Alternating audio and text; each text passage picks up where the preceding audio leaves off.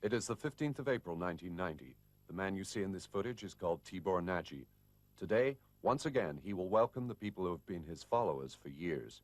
A very special anniversary is being prepared for here at the crossroads at Grand Central. And the story of how Tibor Nagy comes to be celebrating it is one of the strangest ever to befall a man. Tibor Nagy's real story started 36 years ago on the 15th of April, 1954, the day of his 40th birthday. Tibor, his wife Helene, and their daughter Esther, then 12 years old, set off in their car for Woolworth, where Helene's sister lives. There are two possible routes from Cape Town to Woolworth: Route 27, just open to traffic, and Route 4, the old road, now empty of heavy vehicles. It is here, 25 miles out, that the Nagy's whole life will reach a turning point.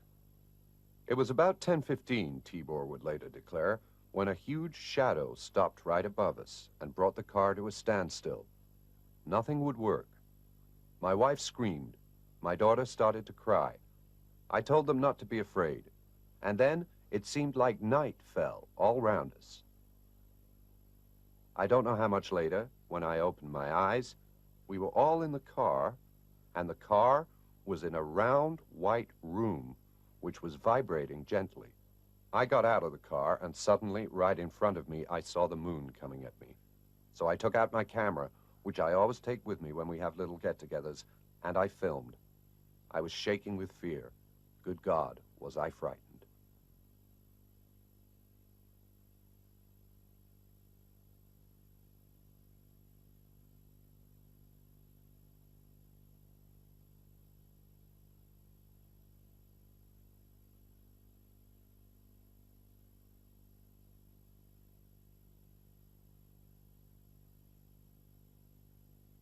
Abban a pillanatban a lányom fölébredt. Megpróbáltam megmagyarázni neki, hogy repülőcsésze ivett föl minket.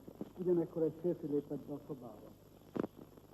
At the same moment, my daughter woke up, and I have to explain to her that I believe we have been picked up by a flying saucer. At the same second, a man stepped into the room. Man, what was he like? Ugyanúgy nézett ki, mint mi, kivéve sisak volt a fején. He seemed like us, but he was wearing a helmet on his head, and I couldn't see his face. He didn't say anything, but we understood that we needn't be afraid, and that I could film whatever I saw, but not the inside of the ship.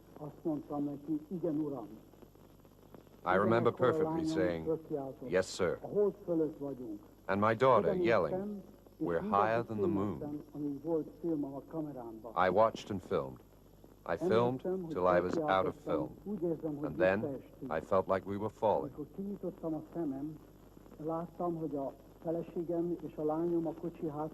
When I opened my eyes, my wife and my daughter were at the back of the car, and we were a few meters away from a road we didn't know. And I told my wife and my daughter, "God wants to test us. We must be brave." 36 years later, Tibor Nagy has taken his car back to the same place. All around him, every detail has been recreated, down to the field which has been cut the same way, and his words remain the same. When I opened my eyes, my wife and my daughter were at the back of the car. And we were a few meters apart, away from the road we didn't know really. And I told my wife and my daughter, God wants to put us to test.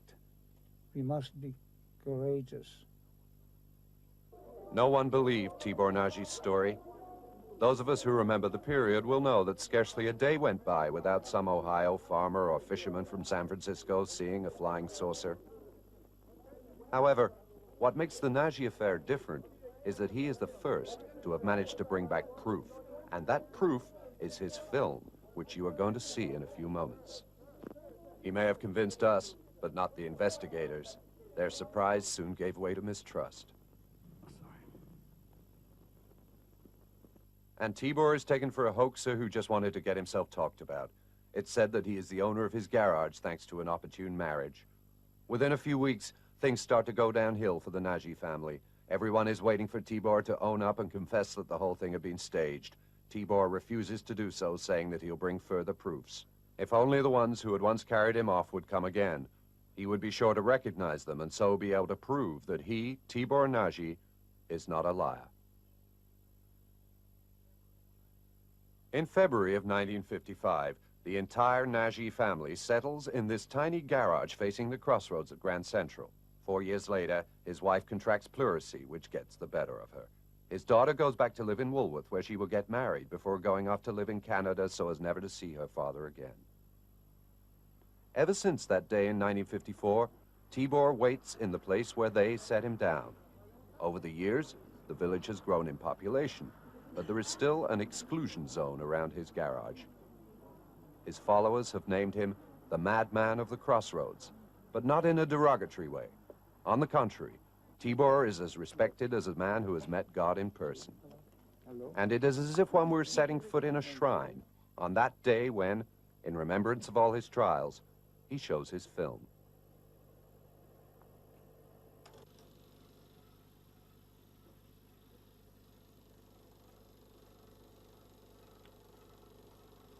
It was April 15. That day, Helen, my wife, and Esther, our daughter, and myself, we should have gone to visit Aunt Martha in Woolworth. That was my 40th birthday. And it became dark. And when I opened my eyes, I saw the moon, like you are seeing it there. And then we have flown over it.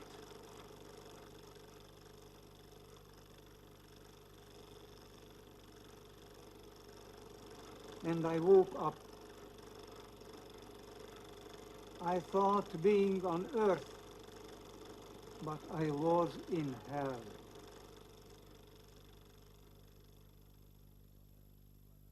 The publicity given by the press to this affair was a kind of protection for Tibor Nagy. Others were less fortunate. 2 years later, the inhabitants of this hamlet, situated 2 miles from the spot where Tibor had been carried off, and about which nothing was ever asked during the investigation, were evacuated, and sometime later the houses were burned to the ground and the road that led to them completely obliterated.